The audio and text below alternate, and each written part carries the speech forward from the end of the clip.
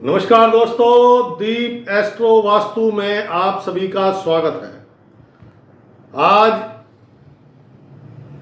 चर्चा करने आया हूं कुंभ राशि की उतरती साढ़े साती अर्थात कुंभ राशि की अंतिम ढैया साढ़े साती के अंतिम 2.5 साल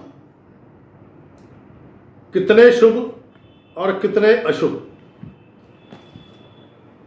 कुंभ राशि उतरती साढ़े साती, पिछले 5 सालों में आपने बहुत कुछ खो दिया। इस साढ़े साती में कईयों के माता पिता या इनमें से कोई एक मकान बिक गए, धंधे बंद हो गए, कर्जे चढ़ गए। और ध्यान रखना,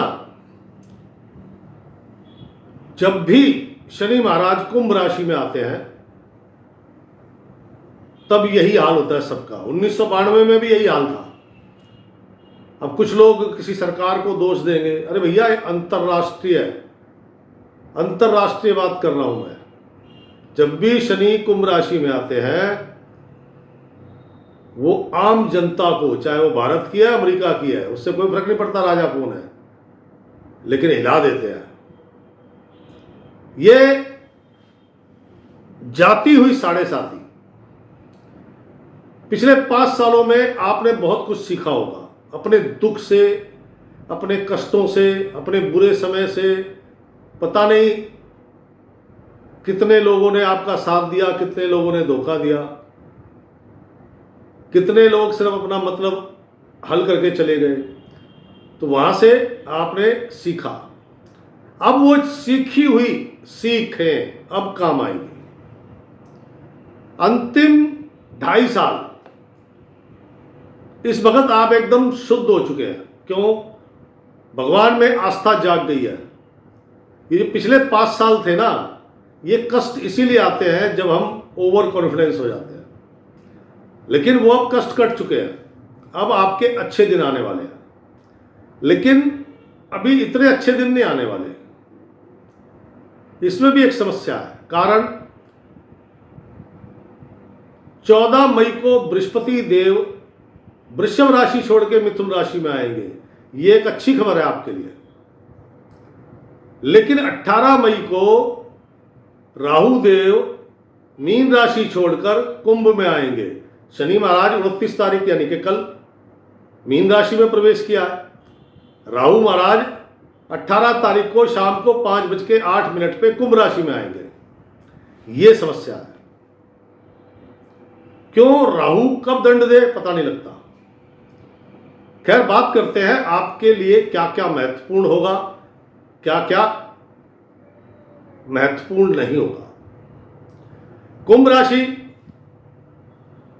शनि महाराज का मीन राशि में प्रवेश करना, उतरती साढ़े साती अर्थात अब आपको स्टैंड मिलेगा, आपको स्टेबिलिटी मिलेगी, परमात्मा में विश्वास जगेगा, घर परिवार में मजबूती बनेगी। लेकिन 18 मई को जो राहु आ रहे हैं उनका विषय में मैं बाद में बात करूंगा, क्योंकि उनकी वजह से कुछ कष्ट है। लेकिन बृहस्पति देव जो आ रहे हैं वो बड़े लाभदायक हैं, उनसे संबंधित भी बात करूंगा। लेकिन फिलहाल हम चल रहे हैं ये जो आने वाले 2.5 साल है। इन 2.5 सालों में जो कुछ आपने खोया था एकदम से नहीं मिलेगा मेरे दोस्त। जादू कुछ नहीं है, ये ध्यान रखना। शनि बहुत धीमे चलते हैं, धीमे। तो मैं शुरू से अपने कमेंट्स बॉक्स में लिखता हूं, लोग जब मेरे से पूछते हैं किसी समस्या के लिए। अब शनि महाराज 29 मार्च को मीन में आ गए, लेकिन मैं सबको कह रहा हूं मई के बाद। कारण एक तो मई में राहु और बृहस्पति का परिवर्तन हो जाएगा, तो शनि महाराज यहां पर अकेले हो जाएंगे। मई के बाद आपके कार्यों की गति वो थोड़ा सा स्पीड पकड़ेगी, क्योंकि ये अंतिम 2.5 साल जो पहले था, जो खत्म हो चुका है इन 5 सालों में, वो मिलना है। लेकिन एकदम से नहीं मिलेगा, ये 2.5 सालों में मिलेगा। शनि बहुत धीरे चलता है, इसलिए मई के बाद इसके इफेक्ट आने शुरू होंगे। आपके काम धंधों में व्यापार में, नौकरी में, इन सब में गति दिखाई देगी। परमात्मा के प्रति आपका विश्वास पक्का होगा। जो लोग कहते हैं ना ज्योतिष को नहीं मानते और वो कुंभ राशि के हैं, तो इन 5 सालों में वो ज्योतिष को मानने लगे होंगे, क्योंकि शनि आपकी बॉडी को हील करता है, प्रोसेस करता है, आपको विचारों से शुद्ध करता है, आपको शरीर से शुद्ध करता है। ये जो 2.5 साल है, जितना सब कुछ था फिर से मिलेगा, लेकिन उसके भी एक कायदे नियम है जिनको प्राप्त करना है उनके लिए। ये 2.5 साल घर में नया मेहमान, कोई पुत्र वधू, कोई आपकी वधू, कोई संतान, कोई परिवार का मेंबर, आप दूर रहते हैं, कोई बच्चा आपका भाई भतीजों का बच्चा पढ़ने के लिए आपके पास आ गया, 3 साल का कोर्स है उसका, निकल गया ना 2.5 साल। घर की जो यूनिटी है दोबारा से बनेगी, दोबारा से आपका जो संचित धन था दोबारा संचित होने लगेगा। कार्य व्यापार धीरे धीरे चलेंगे, लेकिन धीरे धीरे चलते चलते वो स्पीड पकड़ लेंगे, लेकिन समय लगेगा। आप सोचो कि ये 2.5 साल 2 महीने में ही सब कुछ दे जाए, ऐसा नहीं होगा। शनि की अंतिम 7.5, अगर आप आनंद लेना चाहते हो और अपना सब कुछ खोया हुआ पाना चाहते हो, तो मैंने कहा था ना कुछ नियम कायदे हैं। नियम कायदे क्या है? ये 2.5 साल जो भी व्यक्ति मांस, मदिरा, तेज नमक, सरसों का तेल छोड़ देगा, उसके ये 2.5 साल लाजवाब है। जो कार्यों की स्पीड मंद धीरे धीरे हो रही है, उसमें हो सकता है थोड़ी स्पीड बढ़ जाए, समय से पहले आपको लाभ मिलने लग जाए। क्यों? शनि 2nd हाउस कुंभ राशि से दूसरे घर में, अर्थात मुख, परिवार, संचित धन, गला, नेत्र, कुटुंब। परिवार आप माता पिता बच्चे, कुटुंब चाचा ताऊ, दादा दादी, भाई भतीजे, कुटुंब। तो उन सब की बढ़ोतरी होनी है, क्योंकि कहा गया है शास्त्रों में, शनि जहां बैठते हैं उसको बढ़ाते हैं, जहां देखते हैं उसका नाश कर देते हैं। अब ये 2 फायदे हैं आपके पास। बैठेंगे धन भाव में, इसको धन भाव भी बोलते हैं, तो धन बढ़ेगा, मान बढ़ेगा, परिवार बढ़ेगा। और देखेंगे अष्टम भाव को, मृत्यु के भाव को, यानी कि बीमारियां, रोग, मृत्यु इत्यादि आपको देखने को नहीं मिलेगी। और देखो ये जो बड़ी एक होती है, वो क्या बोलते हैं, वंशानुगत बीमारियां, उनकी तो मैं कहता नहीं, नई की बात कर रहा हूं। शर्त वही है, नियम कायदे मानने पड़ेंगे। अब चलते हैं राहु देवता जो लगन में आ रहे हैं। पिछले 5 सालों में कईयों के ऊपर कुछ कोर्ट केस भी लगे होंगे, जमीन जायदाद के मुकदमे लगे होंगे।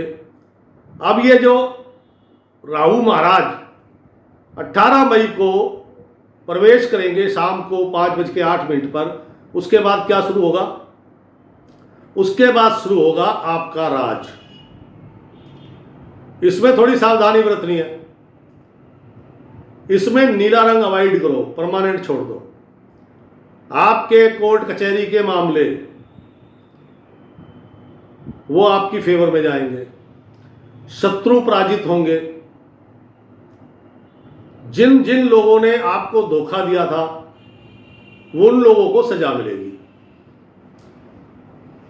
बस नीला रंग धारण मत करना, यह ध्यान रखना। 18 महीने राहु देवता यहां बैठे हुए हैं, क्या समझे? कोर्ट केसेस हो गए, आपके दुश्मन हो गए, आपको धोखा देने वाले हो गए, आपको जिन्होंने परेशान किया 5 सालों में, वो हो गए, उनको सजा मिलेगी। और बृहस्पति महाराज का प्रवेश होगा मिथुन राशि में। मिथुन राशि में अर्थात कुंभ राशि से पंचम राशि ये राशि है प्रेम की, संतान की, शिक्षा की, पब्लिक डीलिंग की, संतान की तरक्की की, संतान के विवाह की। ये राशि है रचनात्मक, रचना करने की, मैन्युफैक्चरिंग। ये राशि है आविष्कार करने की, पंचम भाव। तो जो बृहस्पति महाराज 14 मई को मिथुन में प्रवेश करेंगे तो वो क्या करेंगे? सर्जन, सृजनात्मक कार्य। आपकी पब्लिक डीलिंग बढ़िया होगी, आपके प्रेम संबंध बनेंगे, आपके पुत्रों की तरक्की होगी, आपकी संतान का विवाह नहीं हो रहा, विवाह होगा। लेकिन इसके लिए एक काम करना होगा, बृहस्पति को स्ट्रॉन्ग करने के लिए एक काम करना होगा, ताकि वो अपने शुभ फल आपको ज्यादा से ज्यादा दे। क्योंकि राहु लगन में पंचम दृष्टि बृहस्पति पे, वो बृहस्पति को डिस्टर्ब भी कर रहा है। नीला रंग इसलिए छोड़ना पड़ेगा।